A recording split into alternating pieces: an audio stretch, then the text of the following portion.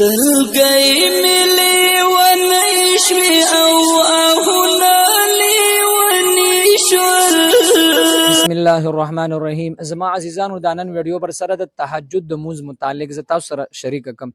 ځکه اکثر ملګری وایي چې تهجد وایسته دا کیږي سټیم او دا سو رکعات وي.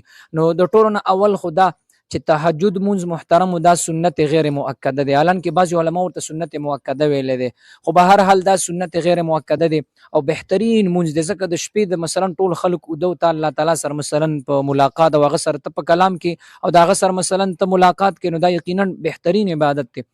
د تهجد ټیم څه دی؟ د تهجد ټیم خو اصل د ماسختن مون نه پس واخله تر سحر مونږ اذان پورې دا د تهجد ټول ټیم دی. خو بیا په دې کې بهترین ټیم دا دی د پښمنی چې دا کم وخت کم از کم 3 بجې یا 3:30 بجې دا تهجد لپاره بهترین وخت کم از کم 3 بجې.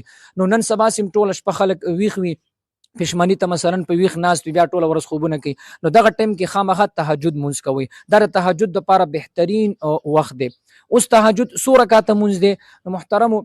تهجد چې کم دی 2 رکعات نواله تر 12 رکعات پورې دا تهجد مونږ ثابت دی. څوک 2 رکعات کوي، څوک 4 رکعات کوي، څوک 6 رکعات کوي، څوک 8 رکعات کوي، څوک 10 کوي، څوک 12 کوي. تهجد مونږ چې څومره ستا وسوي.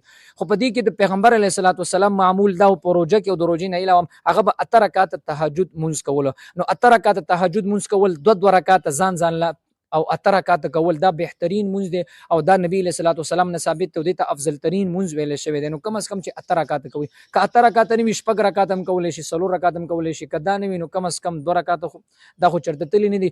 پښمنی تر پاسین اول دا 2 رکعات تهجد مونږ کوي. الله تعالی په دغه ټیم کې عبادت هم قبلې، دعاګانې هم قبلې او په دغه ټیم کې خصوصي رحمتونه د الله تعالی را نازلېږي. نو په دې وجه نه په دغه ټیم کې خامخا 2 رکعات مونږ کم از کم تاسو تهجد کوي. بل د تهجد باره یو خبره دا مشهوره ده چې آیا مثلا تهجد لپاره خوب ضروری دی او کنه مثلا ته به ودکیږي بیا به راپاسې بیا غي ته تهجد ویل شي. نه محترم دا خبره بالکل غلطه ده. کته ودشي او کو ودنشي خو د شپې 2-3 بجې دا 2-3 رکعات مونږ کول دي ته تهجد ویل شي. خوب ولا ودکیدل ولا شرط نه دی.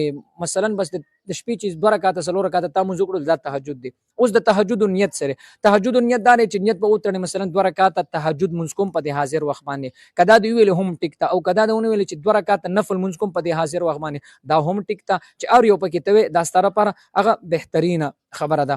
نو دا د تهجد مونږ دی. نو محترم دا شپې قیمتي شپې ورځې د انتهایی نو د تهجد مونږ مقضا کوي. ځکه بیا ټول کال سر سړی ودی نو کم از کم په دې ورځو کې خو د شپې ویخ وي.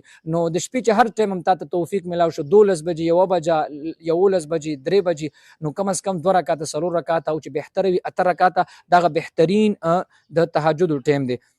نو بیا به موقع ملاویږي یا به نه ملاویږي بل روزه کې به ژوندي یا به نو په دې روزه کې خامخا تهجد مونږ کوي، دعاګانې پکې غواړي، الله تعالی به تاسو دعاګانې قبلې. یو بل خبره ده محترم بعضی خلک وي چې تهجد دا نفل چې کوم دی دا په جمع باندې کی کني کیږي. محترم زمونږ په مذهب یعنی زمونږ د ابو حنیفه سے په مذهب کې چې کوم دی د احناف په نسبت باندې دا نفل او تهجد دا په جمع باندې نه کیږي. د دین ځان له دا مونږ کول بهتر دی. په جمع باندې نفلونه نه کیږي، په جمع باندې تهجد نه کیږي، په جمع باندې زمونږ قیام الليل دا زمونږ په مذهب کې نشته دی، بلکې د دین ځان له مونږ کول دا بهتر دی. الله تعالی دې موږ تاسو لپاره معنی د عمل کولو توفیق را نصیب کړي. واخر دعوانا ان الحمد لله رب العالمین.